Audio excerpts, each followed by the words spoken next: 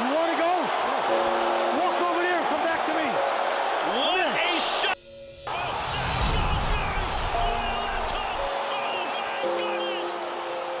I'd go very, very, very low at times, very low. And I'd start thinking all these crazy thoughts and this, that and the other. And I was in my car, I bought a brand new Ferrari convertible in the summer of 2016. And I was in it and I was on the highway. And there's a strip of the highway where I am. And at the bottom of about a 5-mile strip, there's a massive bridge that crosses the motorway.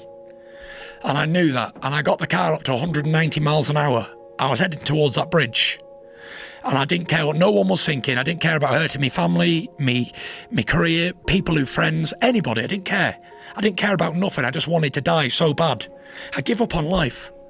And just as I was heading towards that bridge at 190 in this Ferrari, it had crushed like a Coke can, by the way, if I'd have hit it. I heard a voice say, "No, don't do this, Tyson. Think about your kids. Think about your family and your little boys and girls growing up with no father. And everyone's saying your dad was a weak man. He left yous. He took the easy way out because he couldn't do anything about it." And before I turned into the bridge, I pulled on the motorway and I was shaking. I could feel myself shaking, and I pulled over and I was all nervous and I didn't know what to do, and I was frightened and I was so afraid. And I thought, that day, I'll never, ever, ever try or think about taking my own life ever again. I was in a right state. I just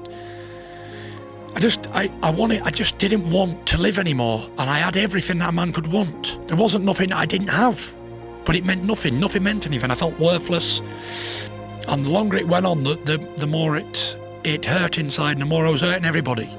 Everybody gave up on me. My full family thought I was definitely going to die and I was going to kill myself.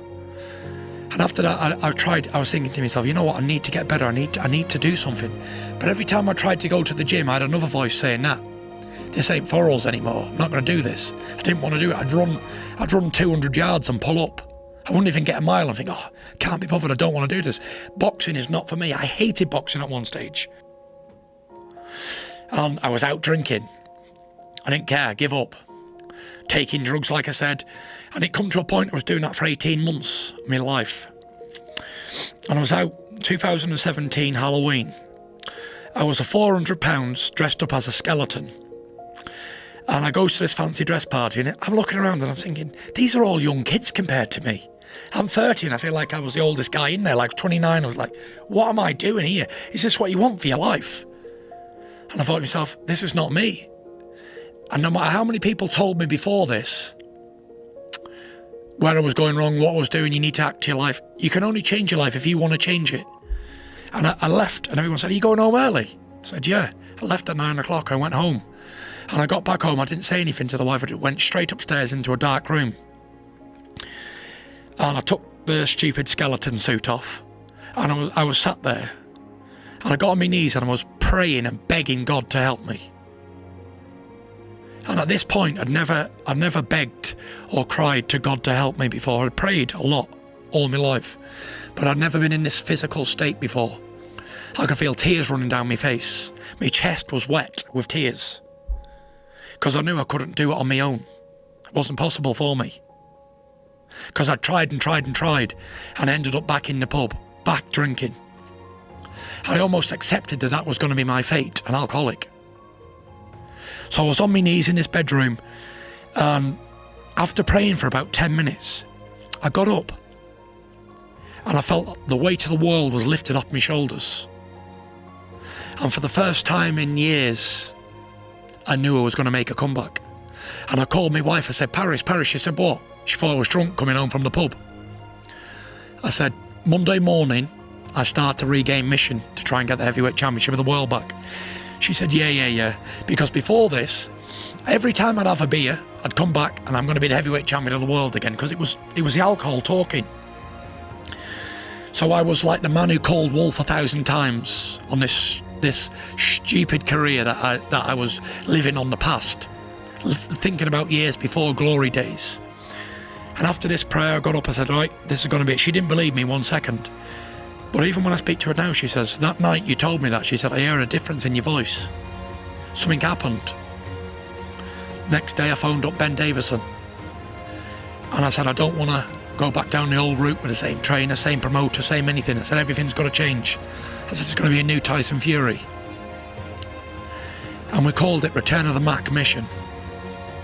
And as I went out that morning, after phoning Ben and arranging everything, I went out for a run in my sweatsuit. I had ambitions of running 2 miles. I got about 5 minutes into the run and stopped. And I walked. And while I was walking, I thought, I can't run, I'm too fat, 400 pounds. But I thought, I'm going to walk, I'm going to get out and walk. While I was walking, I was flicking through on my phone on Instagram. And I sees this video of Deontay Wilder saying, yep, Tyson Fury's finally done now, because the week before I'd been at a boxing show in Manchester or something, and the press took a picture of me, and it was like everywhere, this big, fat, out of shape, ugly, bald-headed, bearded, white as a sheet man. I was like, a state. And he'd done this video, yep, after seeing this evidence of Tyson Fury, I finally know he's finished. He can never come back, and even if I would have fought him in his heyday, I'd have knocked him out. And before that, he was talking about Mike Tyson, how he'd knocked Mike Tyson out in a round. And I thought to myself, that's very disrespectful to talk about someone who's not even from your era and wanting to fight them and all that sort of stuff when there's no possible chance. So I thought to myself, you know what, if I ever do fight you, I'm going to give it you for that reason. And then when I saw this other video of him saying the things about me and that I couldn't come back and that, it gave me that much more motivation to return. Everyone said, no, you're never getting back. The Boxing Board of Control suspended my licence in the UK for the cocaine use. So I had a court case looking at ban forever, basically. Suspension. The doctor made me medically unfit to fight. So that was after, I forgot about that bit. When I was rescheduling the Klitschko 2 fight, this psychiatrist phoned up and says, look, he is medically unfit. He can't fight anybody. He don't want to live, never mind fight. So I was medically deemed unfit to box, suspended by the Boxing Board of Control for the cocaine use, and I had an nandrolone case on me and a refusal case. And by the way, it was racking up millions of dollars in lawyers' fees too. But I was so confident that everything was gonna be okay, because when I was down on my knees, I just knew that it was gonna be okay. And everyone was like, what's the point in training and doing anything with you when you can't do anything, you're not in a position to do it? I said, everything's gonna be all right, don't worry. Court case comes along in December. We go, they say, right, this court case is dragged on, insufficient evidence, get rid of it. We both agreed that we was going to call quits on the case. I go my way, they go theirs. They pay their legal fees, I pay my legal fees. Done. That was the drugs case out the window, finished. The suspension, I had a meeting with the Board of Control in the UK, and they said, look, if you can get past medically fit by a doctor, mentally, then we'll reassess your case. Until then, denied. So I said, right, no problem. Phoned up the psychiatrist, the same people who I'd spoke to, all these doctors, 3 or 4 different Dr. Phils, Dr. Jones, whoever else. Said, right, I need reassessing. Reassess me, bang, passed, flying colours. I went back to the Board of Control, handed in my certificate by all these different doctors, examinations, physical and mental. They said, we have no other choice but to give you a licence reinstated. Bang. So it was 3 of the biggest obstacles in my life at once were all done within a month or 2, straight away. Then I just had the easy task of losing 160 pounds. Which if I could have got over all them other things, losing weight as a fighter was something that I'd done natural anyway.